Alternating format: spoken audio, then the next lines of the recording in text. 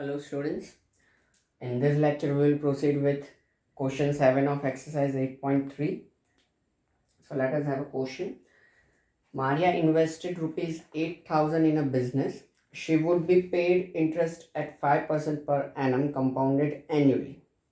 Then find the amount credited against her name at the end of second year.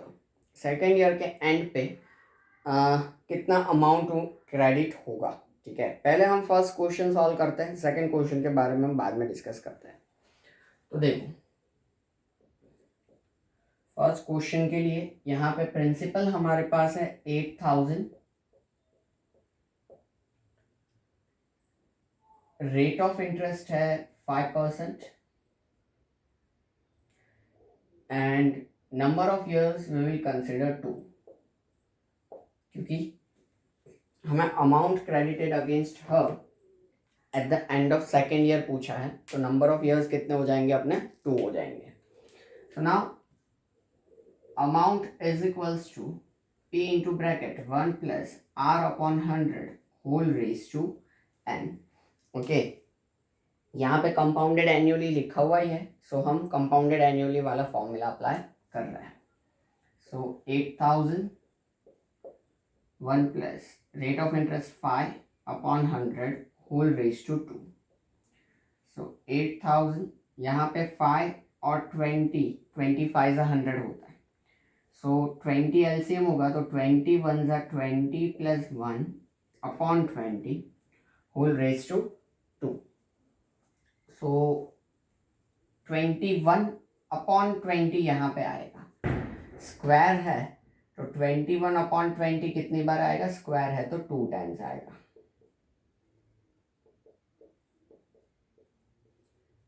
एक एक zero cancel, 2 40 2 and 20. So this will be 20 into 4 4 1 21 into 21. So 2 1s are 2, 4s are 8, 4s are 8 and ये 0. So we can say that this much amount will be credited against her at the end of second year. इतना amount क्या होगा, credit होगा. Now let us have a second one. Second question देखो समझना बहुत ज़रूरी है. The interest for the third year, हमें सिर्फ थर्ड ईयर का यहाँ पे क्या पूछा है, इंटरेस्ट पूछा है और कुछ भी नहीं. इंटरेस्ट फॉर थर्ड ईयर, तो थर्ड ईयर का इंटरेस्ट ढूंढने के लिए 2 साल के एंड में जो हमारा अमाउंट बनता है वो तीसरे साल के लिए क्या बन जाता है, प्रिंसिपल बन जाता है. जो हमने स्टार्टिंग में पहले ही मैंने इसी वजह से आपको कंपाउंड इंटरेस्ट का फंडामेंटल एक्सप्लेन किया था. ठीक है, फिर रेट ऑफ इंटरेस्ट तो वही रहता है और नंबर ऑफ ईयर में क्या हो जाएगा, 1 ईयर. थर्ड ईयर पर एक ही साल है, इसलिए इंटरेस्ट कैलकुलेट करने का formula I equals to PRN upon 100. So 8820 into rate of interest 5, number of years 1 और ये 100, 0 5 2 एंड 2 441. सो 441 रुपीज़ इंटरेस्ट जो है वो क्या होगा, क्रेडिट होगा. हम कह सकते हैं कि थर्ड ईयर के. ठीक है, तो ये 2 साल के एंड में हमारा अमाउंट था, हमें सिर्फ इंटरेस्ट ऑफ थर्ड ईयर पूछा था, इसलिए हमने सिर्फ इंटरेस्ट का फॉर्मूला लगा दिया. ओके, सो आप चाहो तो ऐसा भी कर सकते हो कि same formula n equals to 3 लेके करो और फिर डिफरेंस ले लो, तो भी वही चीज़ होगी, पर उतना लंबा जाने की ज़रूरत है नहीं. ओके, 8820 एंड 441 सही है. तो लेक्चर पॉज करके ये आप क्वेश्चन 7 लिख लीजिए, फिर हम क्वेश्चन 8 से कंटिन्यू करें.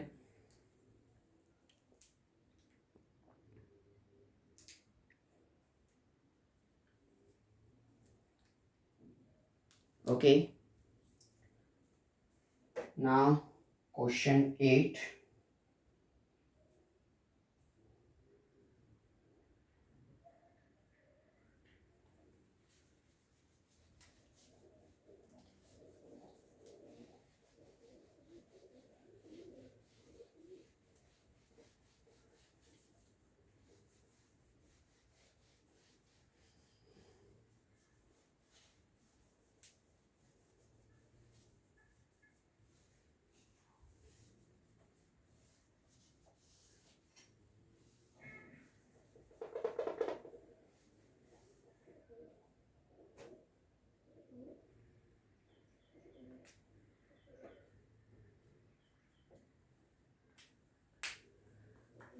क्वेश्चन 8 है, find the amount and the compound interest on ₹10,000 for 1.5 years at 10% per annum. मतलब कि प्रिंसिपल है हमारे पास 10,000, ओके, फिर रेट ऑफ इंटरेस्ट है हमारे पास 10% और टाइम ड्यूरेशन है 1.5 years, यानी कि 3/2 years। Compounded half yearly, interest compounded half yearly हमें दिया हुआ है। Would this interest be more than the interest he would get if it was compounded annually? अगर एनुअली कंपाउंड होता तो ये उससे ज़्यादा होता, तो ऑफकोर्स ये ज़्यादा होता, ठीक है। बाय हाउ मच ये हमें पूछा नहीं है, शायद तक पीछे आंसर में भी नहीं दिया होगा, इसलिए हमें वो कैलकुलेशन सेपरेटली करने की ज़रूरत है नहीं, सिर्फ हम यस कह देंगे तो भी चलेगा। हाँ, हमें अमाउंट और इंटरेस्ट दो ही ढूंढना, ठीक है, हाफ ईयरली के फॉर्मूला के जरिए। ऑफकोर्स हाफ ईयरली का इंटरेस्ट जो होता है वो एनुअली से तो हमेशा ज़्यादा ही होता है, सो वो आप यस कह के ही बता दोगे। So A is equals to P into bracket 1 plus r/2 into 100 and raise to 2n। Half yearly है इसलिए हाफ ईयरली का फॉर्मूला लगाया है, रेट ऑफ इंटरेस्ट 2 से डिवाइड और नंबर ऑफ ईयर्स का ट्वाइस। तो ये हो जाएगा 10,000, 1 प्लस 10/2 इंटू 100 और 2, और ये हो जाएगा 3/2। 0 0 कैंसिल हो जाएगा। 10,000 20 एलसीएम बनेगा, नीचे 20 एंड होल रेज टू 3, क्योंकि ये 2 2 कट जाएगा। सो 10,000 और ये 21/20 3 टाइम्स आ जाएगा। As such cube is there, 3 zeros will be get cancel, 2 5s are 10 होता है इसलिए वो कैंसिल, ये 2 2s are 4 हमारे पास बचेगा, जिसका और कोई हमारे पास ऑप्शन नहीं है इस वजह से। So let us have a multiplication and then division. 5 into 21 into 21 into 21, वैसे 21 इंटू 21 आप कर सकते हो 441, और 21 5 105 करके भी 46305 divided by 4. So this answer is divided by 4. So this is 11,576.25 rupees. ये अमाउंट है। हमें CI भी ढूंढने के लिए बोला है। सो CI क्या होगा यहाँ पे, amount minus principal, 11,576.25 minus 10,000 is the principal. So this is 1,576.25 rupees। और जो उसमें क्वेश्चन दिया उसका आंसर यस होगा कि हाफ ईयरली जो होगा, ठीक है, वो ऑफकोर्स एनुअली से कैसा होता है, ऑलवेज हमेशा ज़्यादा होता है। हाँ, लेकिन सेम रेट ऑफ इंटरेस्ट होना चाहिए, ओके। एक बार आंसर हम क्रॉस चेक करते ही हैं, 11,576.25 1576.25, ओके करेक्ट। हाँ, तो ये क्वेश्चन 8 आप लोग लिख लीजिए, फिर हम क्वेश्चन 9 करेंगे।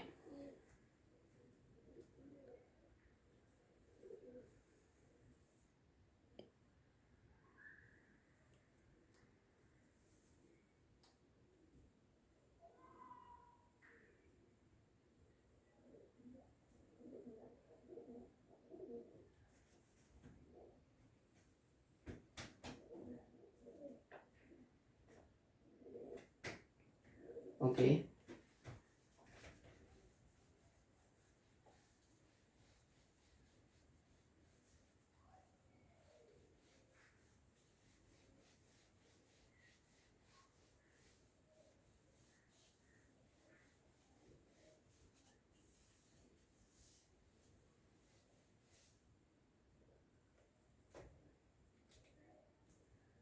ना क्वेश्चन 9, क्वेश्चन 8 ही हमने किया ना, हाँ। Find the amount which Ram will get on ₹4096 कितना अमाउंट मिलेगा इस प्रिंसिपल 4096 के ऊपर if he give it for 18 months.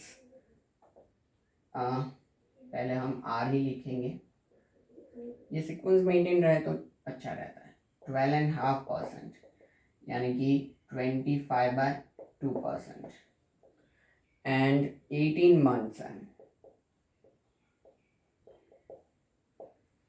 18 months per annum interest is being compounded half yearly. Interest half yearly compound हो रहा है तो हाफ ईयरली का ही हम फॉर्मूला लगाएंगे.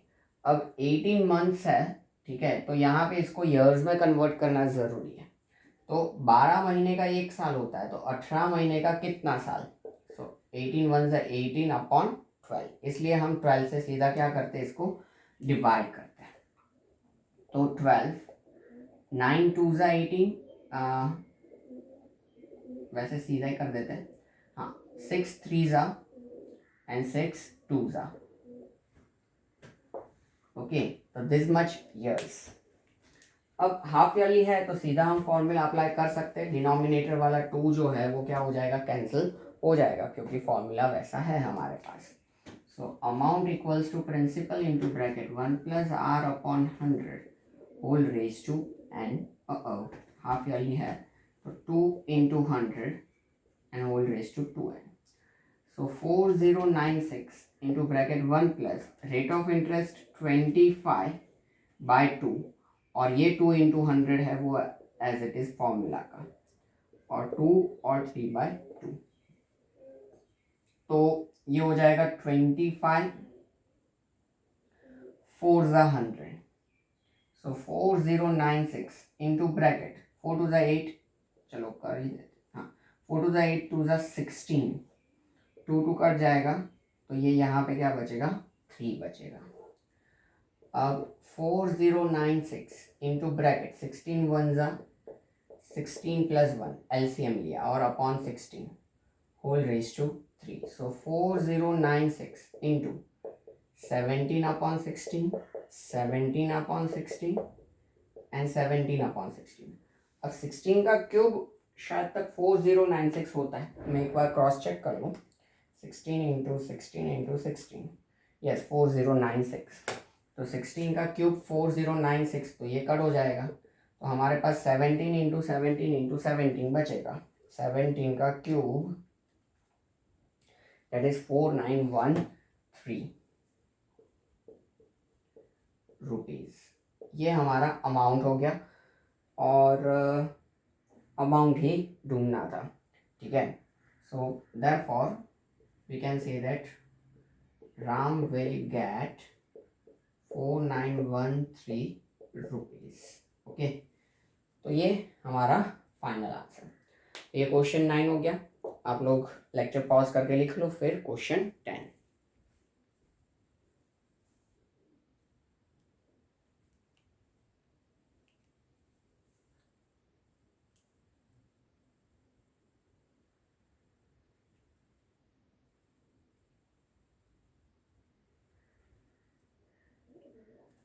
ओके, ओके, क्वेश्चन 10 से यहाँ पे जो कॉन्सेप्ट्स हैं वो फॉर्मूला का यूज है एप्रिशिएशन और डेप्रिशिएशन के लिए. एप्रिशिएशन इन द सेंस की प्राइस बढ़ना और डेप्रिशिएशन इन द सेंस की प्राइस कम होना. तो फॉर्मूला के यूज के हिसाब से, अरे एप्रिशिएशन डेप्रिशिएशन के क्वेश्चन के हिसाब से हम क्या करते हैं, फॉर्मूला को यूज करते हैं. तो वो मैं आपको बता दूं कि जो हमारा फॉर्मूला है A = P × bracket 1 + r/100 whole raise to n. तो एप्रिशिएशन हो तब ये फॉर्मूला हम यूज करते हैं, और अगर डेप्रिशिएशन है मतलब प्राइस कम होता है या पॉपुलेशन कम होता है या कुछ भी, तो ये प्लस की जगह हम क्या कर देते हैं, माइनस कर देते हैं. क्योंकि क्या हो रहा है, डेप्रिशिएशन हो रहा है, यानी कि चीज़ें कम हो रही है, चाहे कुछ भी हो, तो हम ये फॉर्मूला यूज़ करते हैं बीच में माइनस लगा के, ठीक है. तो उसके बेसिस पे अब 3 क्वेश्चन हमारे पास है, एप्रिशिएशन और depreciation. with the use of this formula. तो हम देखते हैं क्वेश्चन 10. तो देखो, the population of place increased to 54,000 in 2003 at the rate of 5% per annum. 5% की रेट से पॉपुलेशन जो है वो किसी प्लेस का कितना हो चुका है, 54,000 हो चुका है per annum. Then find the population in 2001. हमें पीछे वाला पॉपुलेशन पूछा है, हमें 2003 का दिया है और 2001 का पूछा है. 2003 का दे दिया यानी कि हमें अमाउंट दे दिया है. यहाँ पे amount is given to us 54,000. Okay, और rate of population increasing is 5%. और 2001 एंड 2003 की हम बात कर रहे हैं तो हमारे पास यहाँ पे नंबर ऑफ ईयर्स कितने हैं, 2 years. और हमें क्या ढूंढना पड़ेगा, प्रिंसिपल ढूंढना पड़ेगा.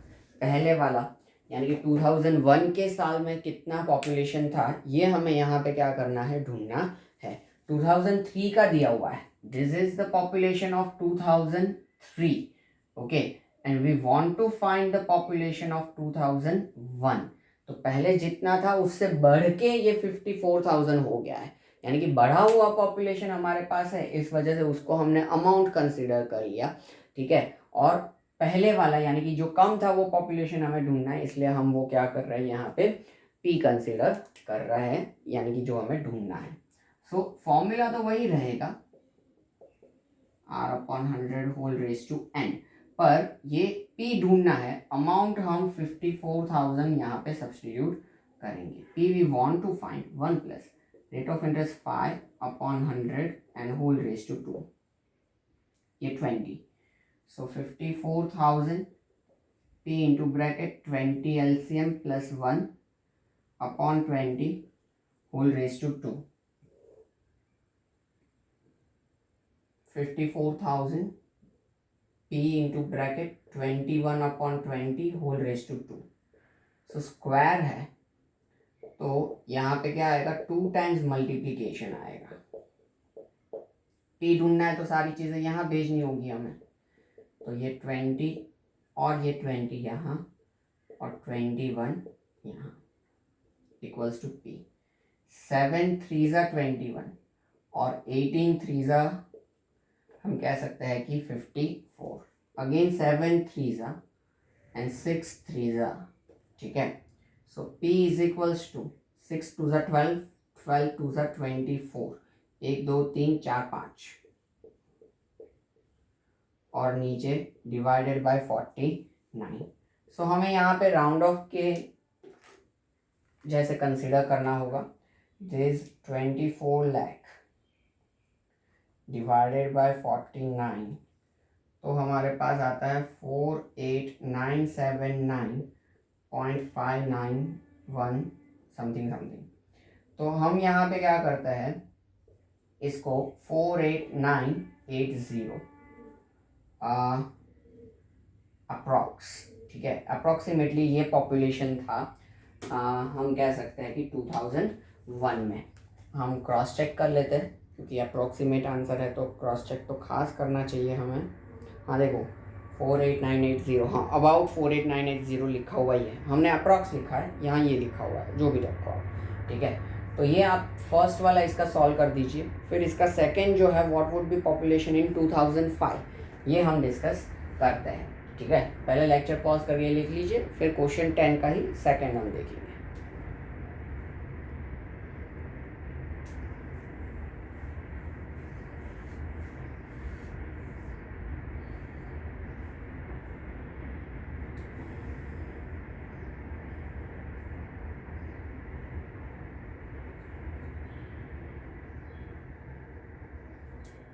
Okay.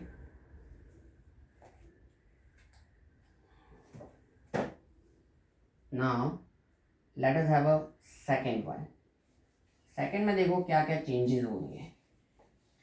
सेकेंड में हमें क्या पूछा है कि what would be its population in 2005. 2005 में पॉपुलेशन क्या होगा, मतलब अब हमें बढ़ा हुआ पॉपुलेशन ढूंढना है कितना बढ़ के कितना पॉपुलेशन होगा 5% से। सो ये जो करंट पॉपुलेशन 54,000 2003 का है वो अब प्रिंसिपल बन जाएगा, और अमाउंट हमें ढूंढना है 2005 का हमें ढूंढना है, यानी कि बाद वाला ढूंढना है। 2003 दिया है और 2005 ढूंढना है, यानी कि बाद वाला ढूंढना है, इसलिए अब वो अमाउंट ढूंढना है और करंट पॉपुलेशन यानी कि P हमारे पास है principal. So A is equals to P into bracket 1 plus R upon 100 whole raise to n। सो यहाँ पे अब ये 54,000 1 plus R upon 100 and whole raise to 2, क्योंकि 2003 और 2005 इसमें भी 2 साल का ही डिफरेंस है, इसलिए नंबर ऑफ ईयर्स 2 ही रहेंगे। अगर यहाँ 2000 सपोज मान लो कि 6 होता तो यहाँ 3 आ जाता। So again 25 is 100, so 54,000 20 LCM plus 1 upon 20 whole square. So यहाँ पे 21 अपॉन 20 स्क्वायर है, इसलिए कितनी बार आएगा, 2 बार, 0 कट, 2 27 2 जा, अब 2 1 जा 2 3 जा 6 एंड 5 जा 135 इंटू 441, 21 इंटू 21 441 जो होता है 135 into 441, so 59535। Okay, so this is the, we can say that population at the end of 2005. Okay, yeah, in 2005 59535। Okay, तो ये हमारा हो गया 2005 का पॉपुलेशन। तो ये इसमें लॉजिक था, पहले 2001 का पूछा था, यानी कि ये जो था पॉपुलेशन वो हमारे लिए अमाउंट बन जाएगा। अब 2005 यानी कि बाद वाला बढ़ा हुआ ढूंढना है, तो मतलब हमारे लिए ये प्रिंसिपल बन जाएगा। ये इसके अंदर थोड़ा सा लॉजिक था जो समझना था। ओके, ये लेक्चर पॉज करके क्वेश्चन 10 लिख लीजिए, फिर हम 11 और 12 करते हैं।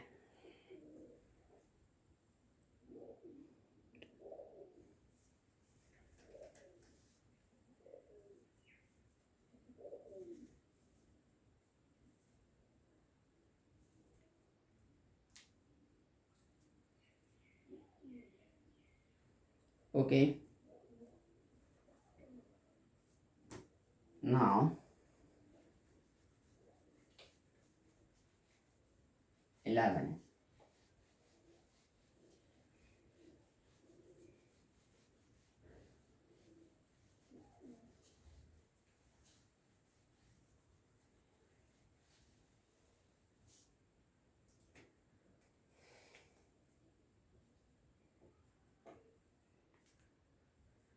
In a laboratory, the count of bacteria in a certain experiment was increasing at the rate of 2.5 per hour, 2.5% per hour।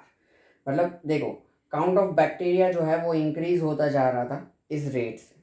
Find the bacteria eight the end of 2 hours, 2 घंटे बाद, if the count was initially 5,06,000।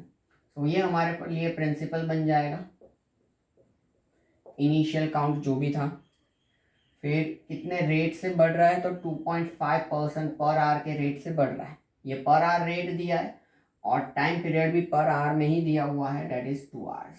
पहले rate जो था वो year में रहता था, तो टाइम पीरियड भी ईयर में रहता था। अब रेट पर आवर है, तो यहाँ पे हम कह सकते हैं कि एन बी आवर्स में है। तो सिंपल, बढ़ रहा है यानी कि इंक्रीमेंट है, इंक्रीमेंट है, एप्रिसिएशन है, तो नॉर्मल से हम फॉर्मूला यूज कर सकते हैं, A equals to P into bracket 1 plus R upon 100 whole raised to n।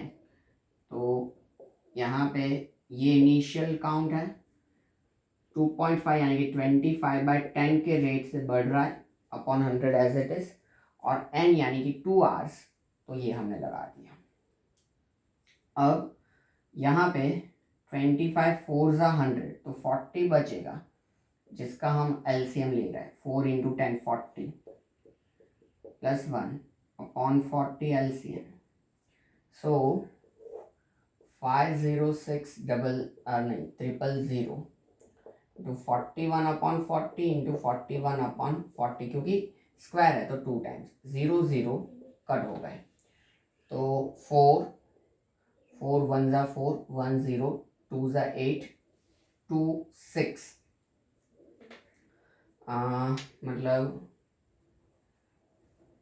4 6 ज़ा 24 एंड 2 0 तो 5 ज़ा 20 तो एक 4 बचेगा 1265 इंटू 4 1 इंटू 4 1 अपॉन 4। तो हो सकता है यहाँ पे अप्रोक्सीमेट काउंट हो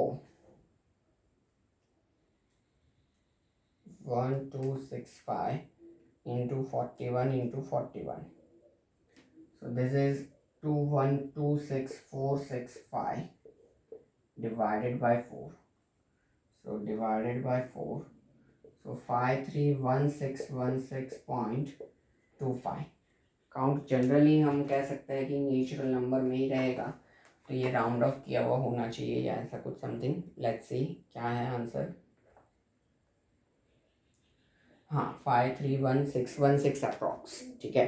तो देखो यहाँ पे हमें 616 अप्रॉक्स दिया हुआ ही है, तो ये 531616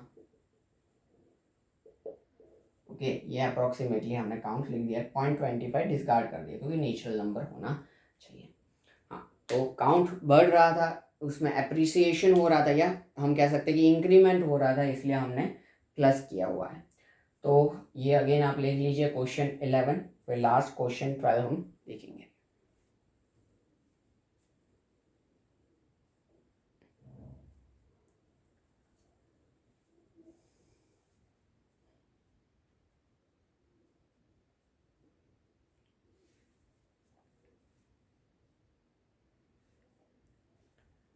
okay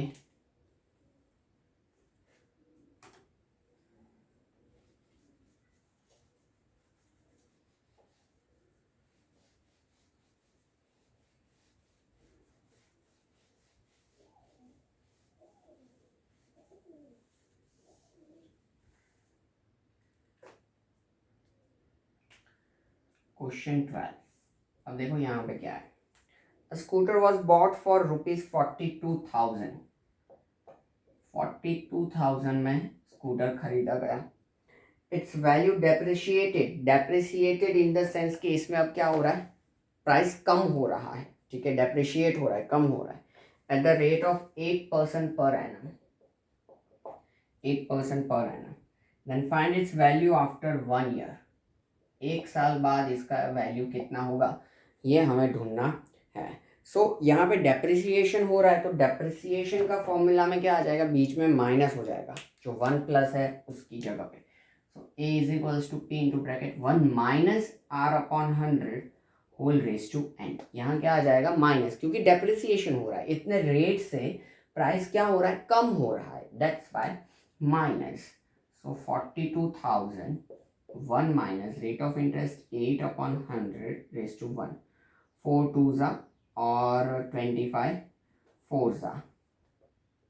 So 42,000 25 LCM minus 2 upon 25 whole raised to 1। So 25 minus 2 यानी कि 23 हो जाएगा, और नीचे 25 एज इट इज। तो इसको मैं थोड़ा सा स्प्लिट कर दूँ, 420 इंटू 100, 2 0 को स्प्लिट कर दिया तो 25 4 ज़ा 100, ईजी कैलकुलेशन हो जाए ना हमारे। तो 420 into 4 into 23, so multiplication 420 into 4 into 23, so this is 38640 rupees. तो एक साल बाद स्कूटर का प्राइस जो है वो डेप्रिसिएट हो गया, यानी कि कम हो के 42,000 में से 38,640 हो जाएगा, ठीक है, सही आंसर है। सो यहाँ पे ये चैप्टर हमारा कंप्लीट हुआ। लेकिन जैसे मैंने कहा कि हर बार कैलकुलेशंस जो है, मल्टीप्लिकेशंस वगैरह आप साथ में करना, आप लोग जितना मानते हो उतना चैप्टर इजी नहीं है, इसलिए हर एक एक्सरसाइज खुद आपको सॉल्व करने होंगे। ज़रूरत पड़े तो लेक्चर्स रिपीट कर सकते हो, आप ही के लेक्चर्स हैं, और आप मुझे कांटेक्ट कर सकते हो, डाउट क्लियर करो, कहाँ कौन सा फॉर्मूला क्यों यूज़ किया या कौन सा कंसेप्ट क्यों यूज़ किया, अगर परसेंटेज है तो ये क्यों किया हमने, कुछ भी ना समझ में आए तो आप इंटरेक्ट कर सकते हो। उसके अलावा आप लोग खुद जब तक एक्सरसाइज सॉल्व नहीं करोगे तब तक नहीं आएगा, ठीक है। तब तक ऐसा ही लगेगा कि जब एग्ज़ाम में आता है तब हम अटैम्प्ट नहीं कर पाते। इसका रीज़न यही है कि आपने एक्सरसाइज खुद सॉल्व किया नहीं होगा, ठीक है। इसीलिए अभी आपके पास टाइम होगा तो आप लोग पूरा एक्सरसाइज 8.2 सारे क्वेश्चंस रफ बुक में आप वापस से सॉल्व करो, प्रॉब्लम देखते जाओ, समझ के खुद सॉल्व करो। फिर आपका सॉल्यूशन मेरे इस लेक्चर के नोट्स आपने जो बनाए हैं उसके साथ कंपेयर करो, देखो कुछ अगर रह नहीं गया या कुछ गलत किया है या सब सही है कि नहीं, कंपेयर करो फिर आगे बढ़ो। वैसे ही आप एक्सरसाइज 8.3 भी वापस से सॉल्व करो, हर एक सम हर एक चीज़, ठीक है। प्लस इसके जो भी एग्जाम्पल्स है या इलस्ट्रेशंस है वो मैं आपको होमवर्क में ही दे रहा हूँ, जो कि आपको सारे इलस्ट्रेशंस 3-4 दिन में ख़त्म कर देने हैं, ठीक है। और डाउट हो तो वो भी क्लियर कर लेने हैं, ठीक है। सो यहाँ पे ये चैप्टर ख़त्म होता है। नेक्स्ट लेक्चर में कोई नया चैप्टर शुरू करेंगे। Take care, see you soon.